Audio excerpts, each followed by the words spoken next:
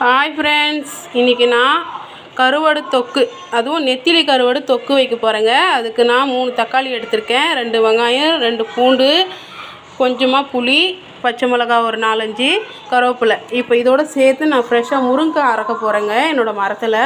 நான் அதையும் உங்களோட ஷேர் பண்ணுறேன். இப்போ பார்த்தீங்கன்னா நான் அந்த முருங்கைக்காய் தான் அரைக்கணுங்க. நம்ம ஃப்ரெஷ்ஷாக நம்ம மரத்துலேயே அரைக்கிற முருங்கைக்காங்க. இப்போ பார்த்தீங்கன்னா நம்ம ஃப்ரெஷ்ஷாக மரத்தில் வச்சுருக்க முருங்கைக்காய் வறுத்தாச்சுங்க. கருவாடுக்கு நல்லா கொதிக்க வச்ச தண்ணி ஊற்றிக்கலாங்க. அப்போ தான் அதில் இருக்கிற கொஞ்சம் மண், அழுக்கு, உப்புலாம் வந்துடும். இப்போ சுட சுட தண்ணி ஊற்றிக்கலாம்.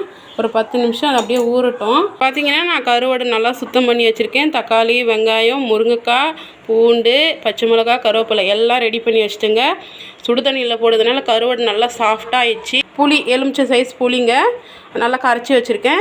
தேவையான மசாலா பார்த்திங்கன்னா குழம்பு மிளகாத்தூள் மட்டும்தான் போட்டிருக்கேன். கலருக்கு கொஞ்சமாக ஒரே ஒரு சின்ன ஸ்பூனால் தனி மிளகாத்தூள், 1 ஸ்பூன் மஞ்சள் பொடி, கொஞ்சம் தேவையான பெருங்காயத்தூள். இங்கே பார்த்தீங்கன்னா தாளிக்கிறதுக்கு கடுகு, சோம்பு, வெந்தயம். இது மட்டும்தாங்க இன்றைக்கி சிம்பிளாக வீடே மணமணக்க நல்லா தொக்கா காரசாரமாக கருவாட்டு குழம்பு வச்சிடலாம். வாங்க, நம்ம தேவையான எண்ணெய் ஊற்றிக்கலாங்க. பார்த்திங்கன்னா கடுகு, சோம்பு, வெந்தயம், நம்ம கருவேப்பிலையும் பூண்டையும் சேர்த்துக்கலாம். வெங்காயத்தை சேர்த்துக்கலாங்க. நான் 3 பச்சை மிளகாய் நல்லா கீறி வச்சுருக்கேன், அதே சேர்த்துக்கலாம்.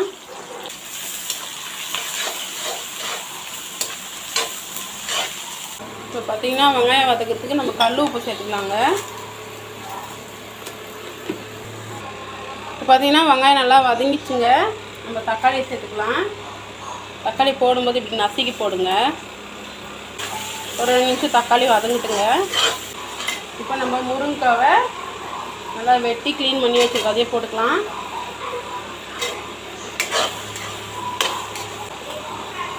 நம்ம நெத்திலி கருவாடு நல்லா க்ளீன் பண்ணி வச்சுருக்கோம், அதையே சேர்த்துக்கலாங்க.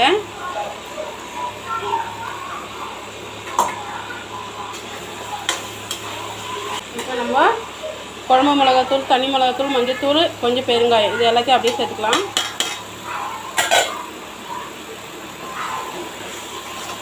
பார்த்தீங்கன்னா நம்ம புளி கரைச்சல் ஊற்றலாம்.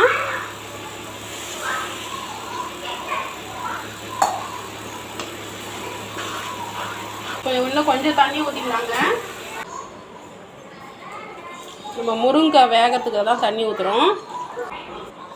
குழம்பு நல்லா தலை கொதிக்குதுங்க. நம்ம கொத்தமல்லி போட்டுக்கலாம். நம்ம அப்படியே சிம்மில் வச்சிடலாம் குழம்ப. நல்லா ஒரு 10 நிமிஷம் சிம்மில் வச்சு கொதிக்கிட்டோம். நம்ம ஒரு மூடை போட்டு மூடி வச்சிடலாம். இங்கே பார்த்திங்கன்னா நான் சூடாக இட்லி ஊற்ற போகிறேன். மாவு ரெடி பண்ணி வச்சுருக்கேன். குழம்பு கொதிக்கிறதுக்கு இட்லி வேகிறதுக்கும் சரியாக இருக்கும். பார்த்திங்கன்னா கருவாட்டு குழம்பு நல்லா ரெடி ஆயிடுச்சுங்க. நல்லா கட்டியாக இருக்குது. நல்லா எண்ணெய் பிரிஞ்சு நல்லா தலை இருக்குது. இப்போ நம்ம சூடாக இட்லி,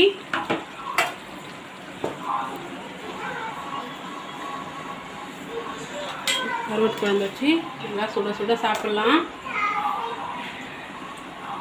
அவ்வளோதாங்க. நீங்களும் ட்ரை பண்ணிட்டு அப்படியே நம்ம சேனலை சப்ஸ்கிரைப் கொடுங்க. தொடர்ந்து சப்போர்ட் பண்ணுங்கள். நிறைய பேர் சப்ஸ்கிரைப் பண்ணாமல் நம்ம சேனலை பார்க்குறீங்க. தொடர்ந்து சப்போர்ட் பண்ணுங்கள். நெக்ஸ்ட் வீடியோவில் பார்க்கலாம்.